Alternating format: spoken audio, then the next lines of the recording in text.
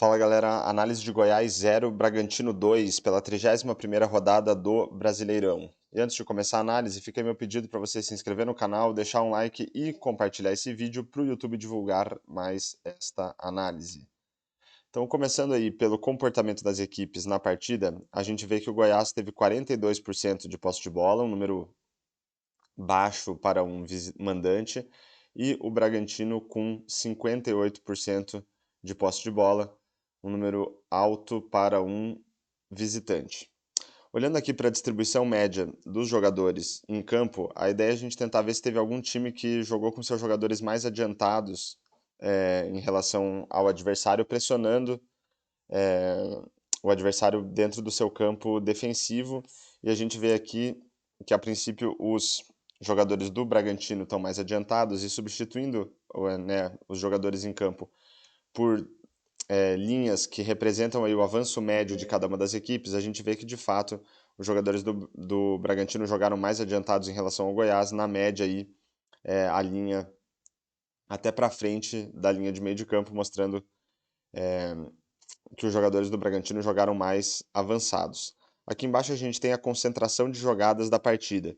Então, do total de jogadas, a gente vê que 22% foram do Bragantino no meio de campo e 13% foram do Goiás no meio de campo. Então, isso mostra aí que o Bragantino dominou as jogadas no meio de campo e também conseguiu criar mais jogadas no seu campo de ataque. Então, 18% das jogadas da partida foram do Bragantino no seu campo de ataque e 11% das jogadas da partida foram do Goiás no seu campo de ataque. Então, a gente vê que o Bragantino dominou o meio de campo e conseguiu construir mais jogadas no seu campo ofensivo. Além disso, a gente tem aqui um gráfico que vai mostrar o domínio de cada uma das equipes ao longo dos 90 minutos. E a gente vê aqui que o primeiro tempo praticamente todo do Bragantino, né, com barras, muito mais barras vermelhas do que barras verdes, e no segundo tempo, o inverso, a gente vê muito mais barras verdes do que barras vermelhas. Então parece que aí foram dois tempos distintos, um com maior domínio do Bragantino e o outro com maior domínio do Goiás. Sabendo que a intensidade do domínio vai de 100, representando um domínio total do mandante, até menos 100, representando um domínio total do visitante, se a gente tirar a média dessas barras todas aí, a gente vai chegar em menos 3, que mostra aí um leve domínio do Bragantino na média do jogo.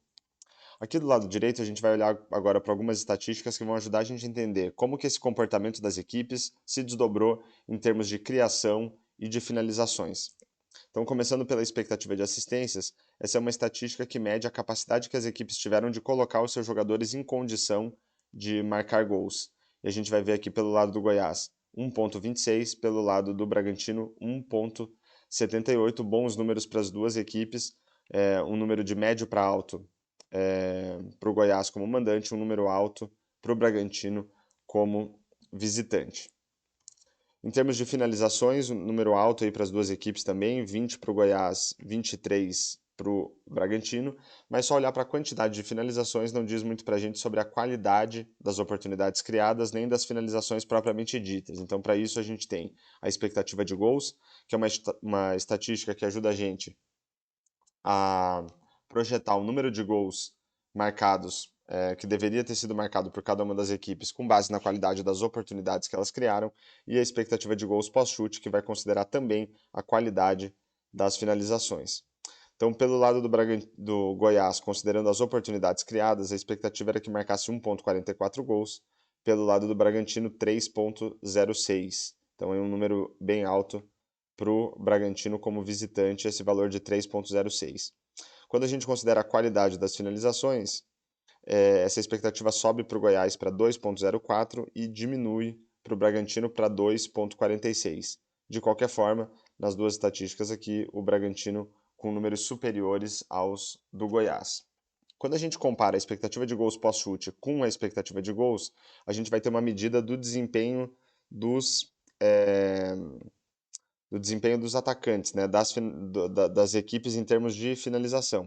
A gente vai ver que pelo lado do Goiás esse valor é de 0,60 positivo, que mostra que com base nas finalizações os jogadores do Goiás conseguiram elevar a expectativa de gols do seu time, de 1,44 para 2,04.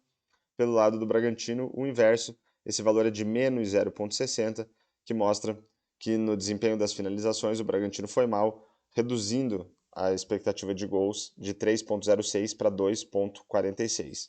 E quando a gente compara a expectativa de gols pós-chute com o número de gols marcados, a gente vai ter uma ideia do desempenho dos goleiros. Então a expectativa era que o Goiás marcasse 2,04 gols e não marcou nenhum. Então essa diferença de menos 2,04 mostra que o goleiro do Bragantino tomou praticamente 2 gols a menos do que o esperado. Então um ótimo desempenho para o goleiro do Bragantino. Por outro lado, a expectativa era que o Bragantino marcasse 2,46 gols e conseguiu marcar 2. Essa diferença de menos 0,46 também indica aí um bom desempenho do goleiro do Goiás, não tão bom quanto o desempenho do goleiro do Bragantino, mas ainda assim conseguiu tomar menos gols do que o esperado. Aqui embaixo eu trago esses números de uma forma gráfica para a gente tentar entender um pouco melhor, ou visualizar um pouco melhor, como que foi a construção do placar. Então aqui nesse gráfico as barras cheias representam valores positivos de gols para as equipes e as barras vazias representam números negativos em termos de expectativa de gols.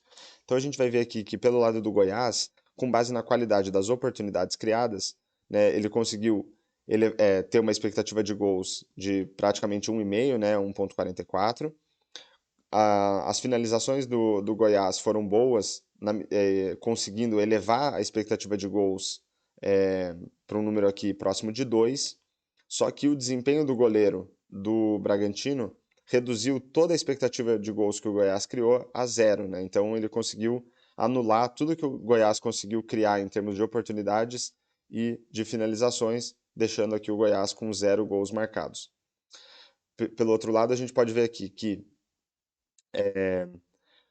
o Bragantino conseguiu, né, uma expectativa de gols de 3,06 com base na qualidade das oportunidades e o mau desempenho nas finalizações e o bom desempenho do goleiro adversário reduziram nessa expectativa para os 2 gols marcados do Goiás. Então a gente vê do Bragantino.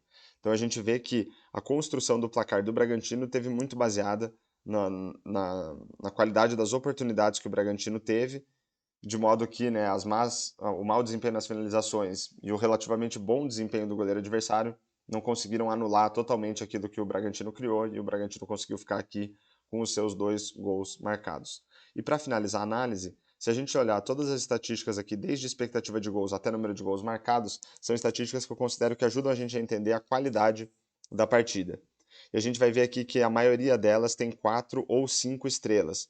Pelo lado do Goiás, é, apenas a expectativa de gols e o número de gols marcados com menos de 4 estrelas, e pelo lado do Bragantino todas as estatísticas com 4 ou 5 estrelas, o que dá aí uma noção pra gente de ter sido aí uma partida interessante, melhor para o Bragantino que venceu o jogo por 2-0.